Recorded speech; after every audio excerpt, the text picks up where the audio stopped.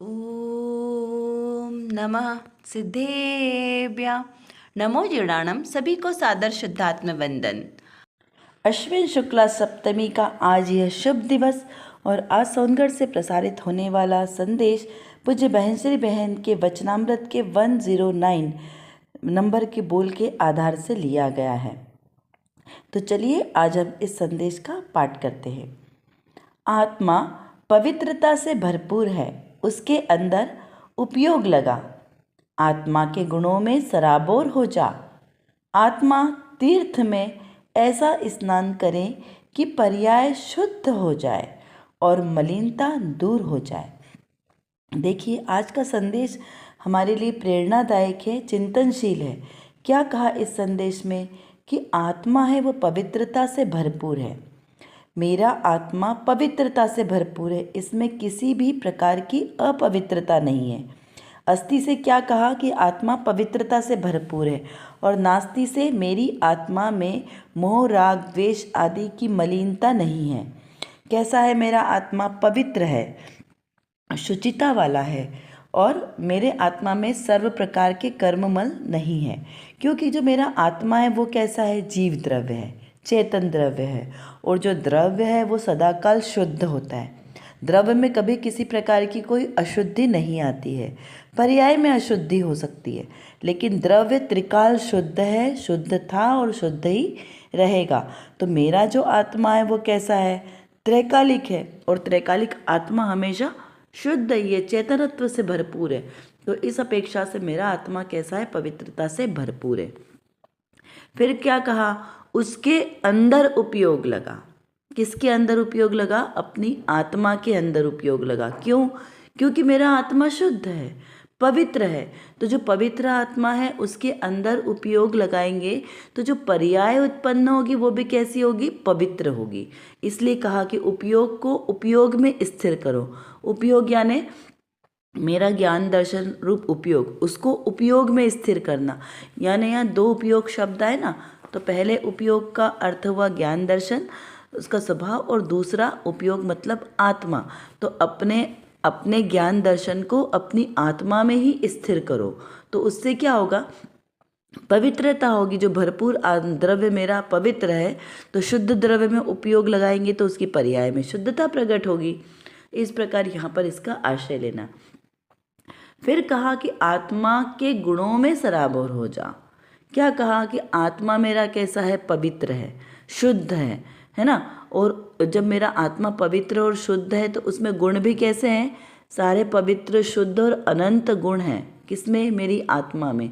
मेरे आत्मा का द्रव्य शुद्ध और उसके गुण शुद्ध, और उसके अंदर उपयोग लगाने से जो उसकी पर्याय निकलेगी वो भी कैसी होगी? सारी शुद्ध शुद्ध शुद्ध ही पर्याय उत्पन्न होगी। तो यहाँ कहा कि अपने गुणों में ही निमग्न हो जा, अपना उपयोग अपने गुणों में ही लगा, बाहर में उपयोग नहीं लगाना। फिर कहा कि आत्मा तीर्थ में ऐसा स्नान कर कि पर्याय शुद्ध हो जाए और मलिनता दूर हो जाए। यहाँ पर क्या कहा? आत्मा को तीर्थ की उपमा दी। हम तीर्थ के बहुत सारे अर्थ होंगे। तीर्थ हम किसे कहते हैं? कि जहाँ कोई तीर्थंकर का समवसरण आदि विभूतियाँ आए, या कोई अतिशय वगैरह हो, पंच कल्याणक आदि हो, तो उस जगह को तीर्थ की उपमा दी जाती है, क्योंकि वहाँ पे तीर्थ का प्रवर्तन होता है। किसका? तीर्थंकर आदि देवों के समवसरण, उसको भी तीर्थ कहते हैं। लेकिन यहाँ पर तीर्थ का अर्थ आत्मा लेना है। तो आत्मा तीर्थ में ऐसा स्नान करके पर्याय शुद्ध हो जाए। क्यों? क्योंकि मेरा आत्मा पवित्रता से भरपूर है और आत्मा में अनंत गुण हैं जो सारे शुद्ध हैं। तो ऐसे शुद्ध आत्मा के शुद्ध गुणों में के अंदर हम अपना उपयोग लगाएंगे, उसमें सराबोर हो जाएंगे, उसमें स्नान करेंगे, मतलब उसमें लीन हो जाएंगे, उसमें निमग्न हो जाएंगे। तो मेरी उसकी जो निकलने वाली पर्याय वो भी कैसी होगी? शुद्ध शुद्ध पर्याय ही उत्पन्न होगी और उसमें किसी भी प्रकार की मलिनता, कालिमा, दोष नहीं होंगे और वो शुद्ध होगी। तो इस प्रकार से अपने द्रव्य, गुण और पर्याय तीनों की शुद्धता प्रगट रूप में प्रकट होगी। इस प्रकार से यहाँ पर प्रेरणा दी है कि जीवों को पहले में पहला कार्य करने लायक क्या है। देखिए, जो जीव मुक्त हो चुके उन्होंने तो यही कार्य किया है, इसलिए वो मुक्त हो गए। लेकिन जो जीव अभी संसारी है उनको क्या करना है? जो भी संसारी है, मिथ्या दृष्टि है, सम्यक दृष्टि है, इन संसारी जीवों को क्या करना है? तो उनको पहले में पहला कार्य यही करना है। क्या करना है? अपनी पवित्र आत्मा, जो भरपूर पवित्र आत्मा है, जीव द्रव्य है, सबसे पहले उसका निर्णय करना है कि मैं जीव द्रव्य हूँ और मेरे अंदर पवित्रता है, अशुद्धता नहीं है, ऐसा पहले निर्णय करना है। फिर मेरा जीव द्रव्य शुद्ध है तो मेरे गुण भी शुद्ध हैं, और उससे निकलने वाली, उसमें लीन होने पर जो पर्याय उत्पन्न होगी वो भी कैसी होगी? शुद्ध। तो इस प्रकार अपने शुद्ध द्रव्य का हम जब निर्णय करेंगे ना, तो फिर बाकी चीज़ें अपने आप हमें शुद्धता की अनुभूति कराएगी। तो पहले अपने शुद्ध द्रव्य स्वभाव का निश्चय करें, उसका श्रद्धान करें कि मैं जीव द्रव्य हूँ और शुद्ध द्रव्य हूँ, त्रिकाली शुद्ध ही हूँ, और मेरे अंदर किसी भी प्रकार की कर्मों की कालीमा लालिमा नहीं है। इस प्रकार से यहाँ पर निश्चय करना है। चलिए अब हम देखते हैं आज की रत्न कणिका, उसमें कौन सी विशेष बात आई है। आज की इस रत्न कणिका में श्री पद्मनंदी पंचविंशति ग्रंथ में जो जिनभर स्तवन है उसका 5th नंबर का पद यहाँ पर लिया गया है, जो आचार्य श्री पद्मनंदी आचार्य देव द्वारा विरचित यह चरणान योग का बहुत ही सुंदर ग्रंथ है। यहाँ पर लिखा है, हे जिनेंद्र, आपका दर्शन होने पर वह कोई अपूर्व पुण्य का समूह सिद्ध होता है कि जिससे इस लोक तथा परलोक संबंधी अभीष्ट सिद्धियों का स्वामी हो जाता है। यहाँ पर जिनेंद्र प्रभु का गुणगान गाते हुए यहाँ पर लिखा गया है। क्या कहा कि हे जिनेंद्र देव, यहाँ जिनेंद्र देव को संबोधित करते हुए कहा गया है। तो जिनेंद्र देव कैसे हैं? परम शुद्ध, अपने ही स्वभाव में निमग्न, सर्व प्रकार की कर्म कालिमा से रहित, निरावरण, और कैसे है? अविचल, अनंत, अखंड, अविनाशी सुख को प्राप्त, ऐसे है श्री जिनेंद्र भगवान। किंचित प्रकार का भी जिनके अंदर में राग का अंश नहीं है, ऐसे पूर्ण वीतराग दशा को प्राप्त किए, ऐसे हैं ये श्री जिनेंद्र भगवान, जिनकी नासाग्र दृष्टि हमें यह बताती है कि इस संसार में कुछ भी देखने योग्य नहीं है, एकमात्र मेरा निज शुद्धात्मा ही देखने योग्य और ध्याने योग्य है। इस प्रकार का यहाँ पर हमें संदेश देते हुए उनका जो स्वरूप है वो हमें यह मौन संदेश देता है।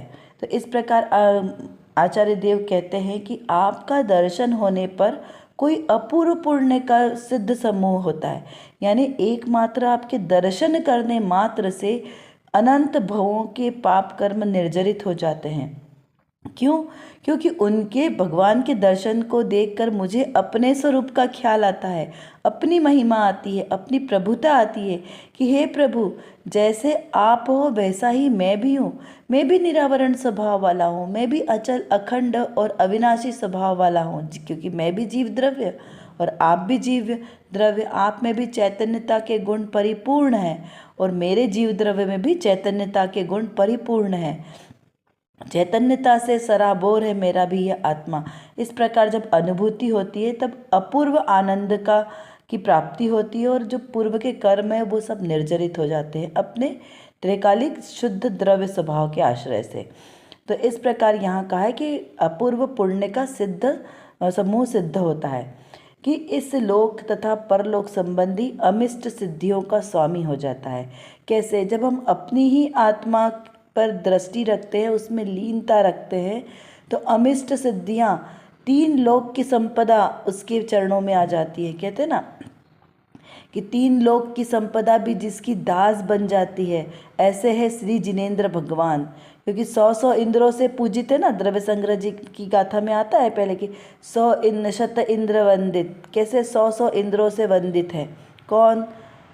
परमात्मा, ठीक है ना, सिद्ध परमात्मा, अनंत परमात्मा। क्यों? क्योंकि समवसरण में 100 प्रकार के इंद्र वहाँ होते हैं। भवनालय 40 वितर देवाण होंति 32 कप्यामर 24 चंदो सूरो नरो तिरियो।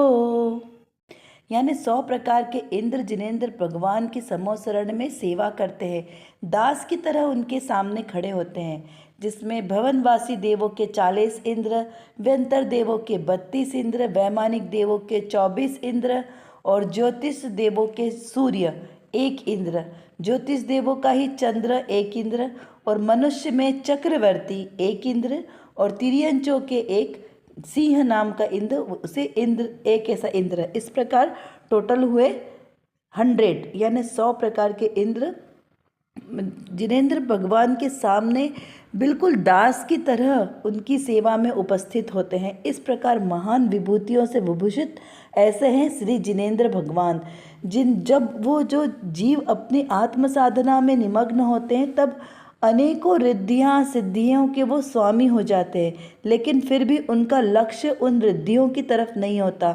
ऐसे ही अपने आत्मस्वरूप में निमग्न रहने वाले श्री जिनेंद्र भगवान हैं, जिनके चरणों में बारंबार नमस्कार करते हैं। श्री जिनेंद्र भगवान के दर्शन करने से हमें कैसे पुण्य की प्राप्ति होती है। जैसे हमने कभी दर्पण में अपना मुख देखा तो उसमें क्या दिखता है, हमें अपना प्रतिबिंब झलकता है कि मैं कैसा हूँ। ऐसे ही जो जिनेंद्र प्रभु है वो दर्पण की तरह इतनी सक्षता शक्ति से परिपूर्ण है।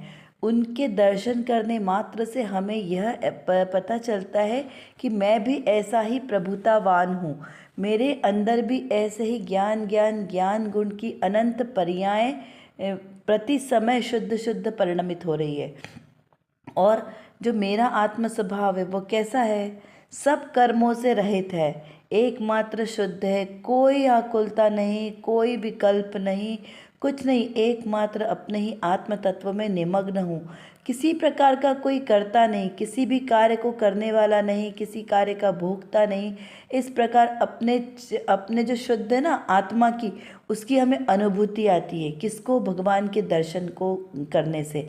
इसलिए भगवान के जिनेंद्र प्रतिमा के दर्शन करने मात्र से जब हमारे निदत्य निकांचित कर्मों का अभाव हो जाता है, तो सोचिए जब हम भगवान के दर्शन करके अपने निस्वरूप का दर्शन करेंगे तो कितने कर्मों की निर्जरा होगी। इसलिए कहा है कि वीतराग प्रभु के दर्शन करने मात्र से अनंतों उपवास का फल मिलता है।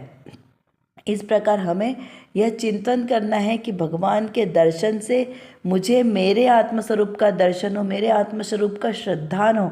इस प्रकार हम जब दर्शन करते हैं तो हमारे दर्शन करना सार्थक होता है। तो चलिए आज की हमारी कक्षा का समय यहाँ पर पूर्ण होता है। हम अपनी वाणी को यहीं विराम करते हैं। इसी प्रकार आप अपने तत्व चिंतन को बढ़ाते रहें, सम्यक दर्शन प्रकट करें। इसी भावना के साथ आप सभी को सादर जय जिनेंद्र।